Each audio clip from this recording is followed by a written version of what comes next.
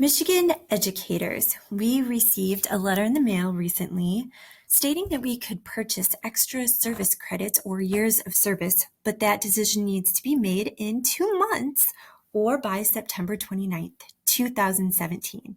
It is a tremendous financial decision, so I'm going to walk you through some of the steps that you can take to make an informed decision, see if it's the right thing for you to do. Key questions to consider: do I want to retire early? Or do maybe I want to purchase service credits to increase my retirement benefit? That's one that most people don't usually consider. If you purchase extra years of service and then still retire at the same age that you would have anyway, your annual pension benefit will increase. 3, how much will it cost to purchase the years? And then 4, is the juice worth the squeeze? So here we go. You're going to go to michigan.gov/ORS for Office of Retirement Services. And on the top bar, you're going to select My Account. Your login screen will look like this. After you enter in your username and password, it'll bring you to this screen, which is your account summary. As you can see, it already has in here what retirement plan you selected, what your pension factor will be. All of that information will already be in here for you. You're going to click on Estimate Pension. So when you do, it brings up this screen. It tells you how many years of service you've earned so far. That's going to be important because in order to retire, you need at least 30 years of service if you retire before the age of 60, or if you retire after the age of 60, you need at least 10 years of service. And click on Add to estimate a pension benefit, and you can estimate up to 4 different scenarios. So from here, you are gonna, from the drop down, select regular. And then you have to enter in the date that you anticipate as being your last day that you intend to work. Your retirement effective date is just gonna be the very next month. If you selected June 2017 for your retirement date, your effective date is going to be July 2017 under a regular plan. Click Continue. And then in here, the total service that you have earned, and if you've already purchased any, that would be right there. And then how many more you intend to work. And those 2 green sections should add up to at least 30 if you're going to retire under 60, or 10 if it's going to be over. The annual percentage increase in wages is kind of sad. I checked right now. It averages about 1% per year. That's what I would select from the drop-down menu if I were you. If you're feeling optimistic, go ahead and do more. Similarly, not being very optimistic about Social Security benefit, I left that at 0. And if you're considering having a pension beneficiary, definitely select that from this drop-down menu, because when we calculate it, it will give you both ways, if you have a beneficiary or if you don't. Click Continue.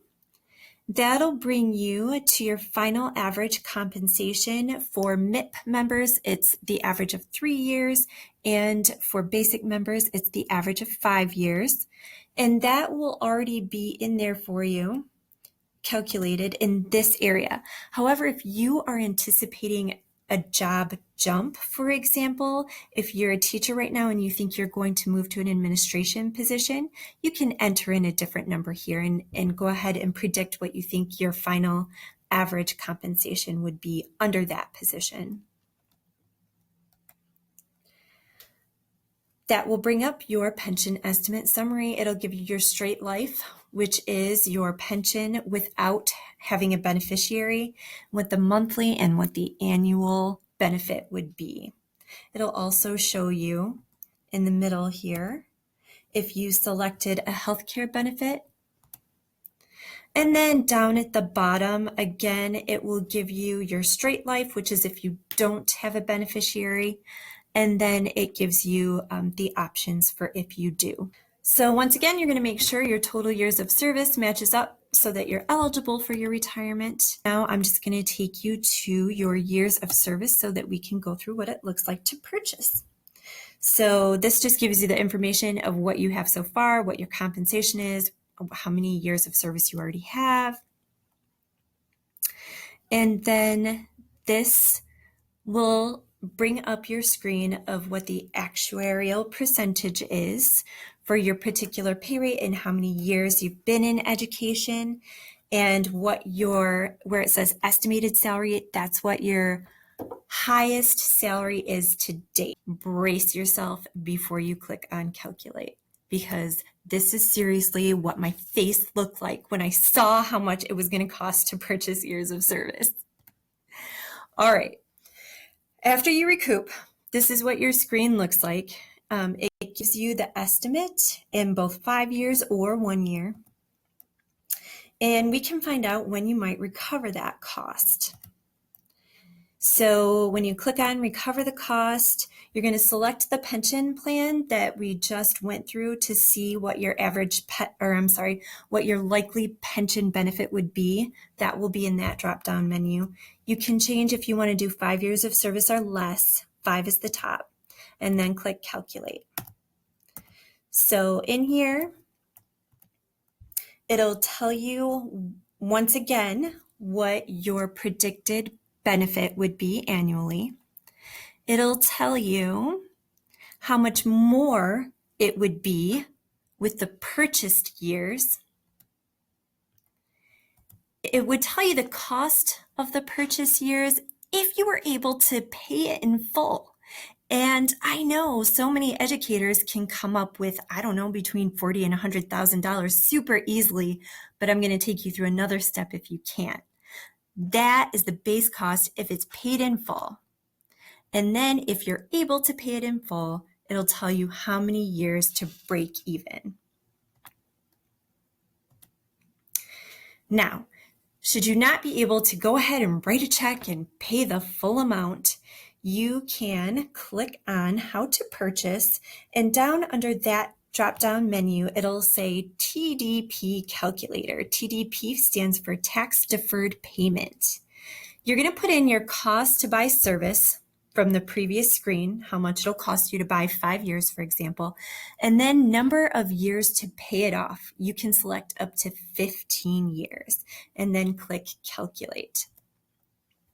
The amount of interest added is tremendous. The interest compounds annually. On this screen, after you click calculate, it will show you how much you're going to pay per pay period over 21 pays.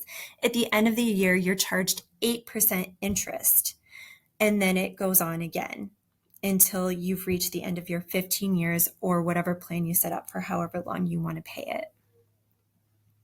So we're going to recalculate the break-even point in case you were to do a plan that doesn't allow you to pay it off immediately if you do a TDP plan.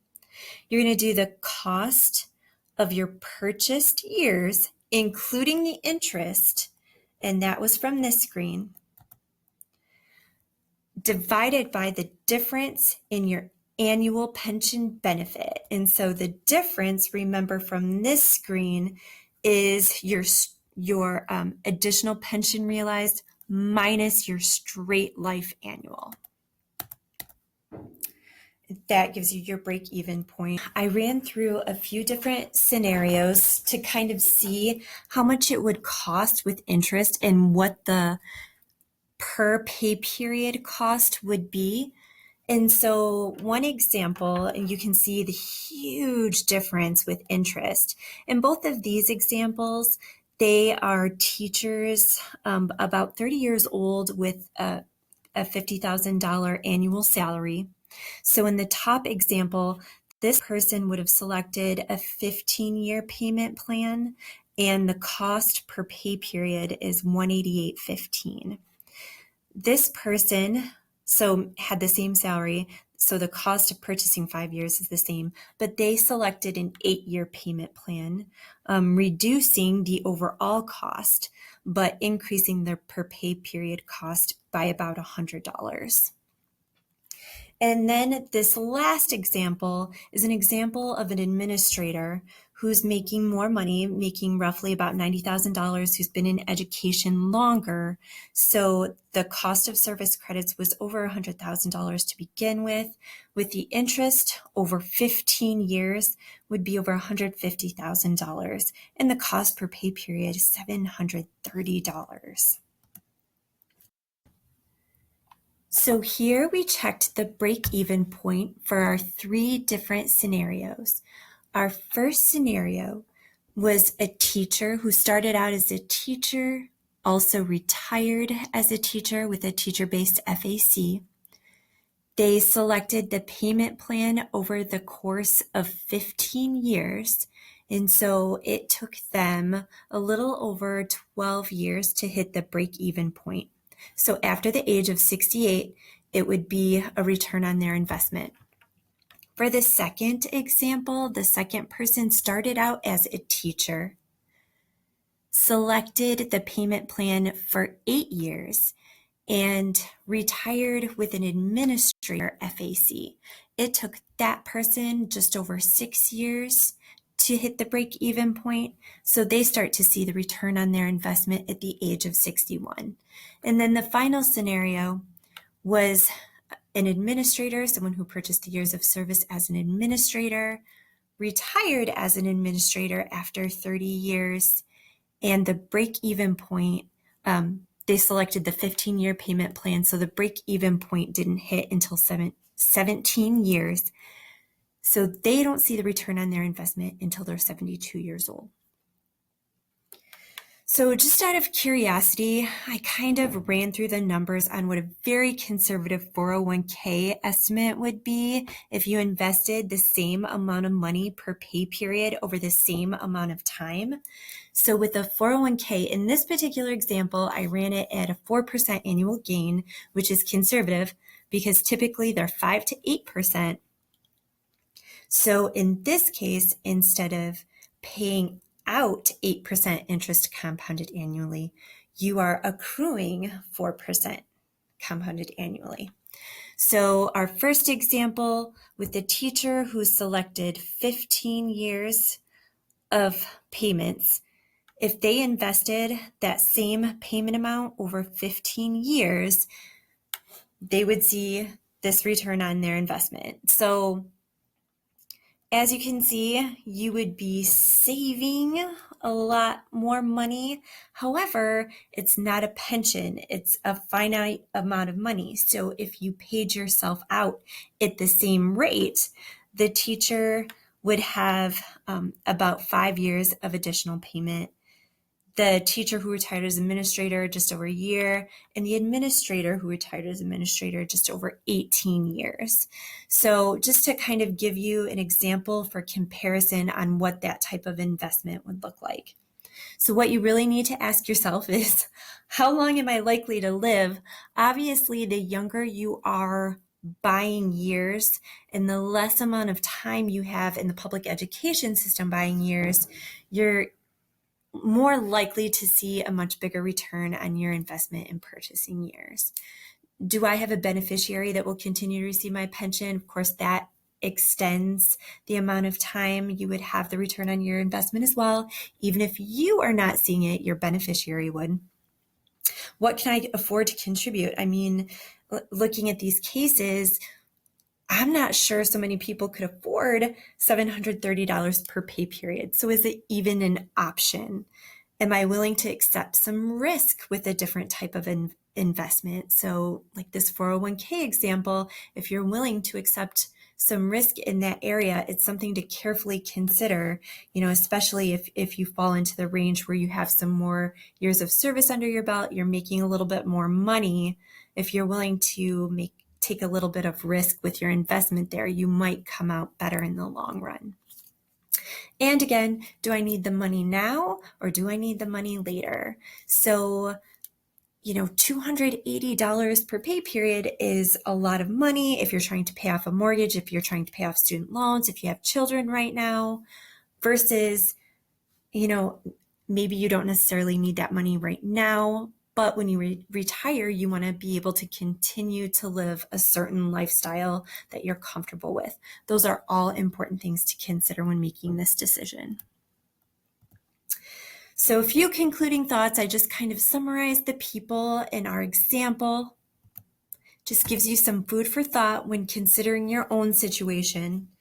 And finally, This is a very big financial decision. So if you have any questions, don't hesitate to ask them.